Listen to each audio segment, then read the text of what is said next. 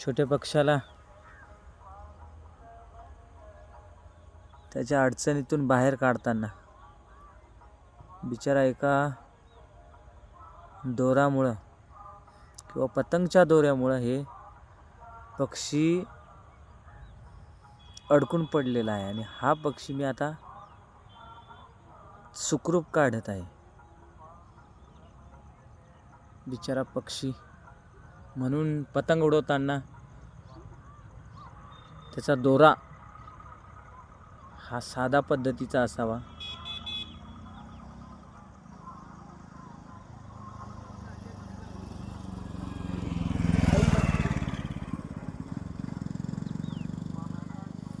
बिचारा पक्षी. हे बघा पतंग उडवण्याचे तोटे.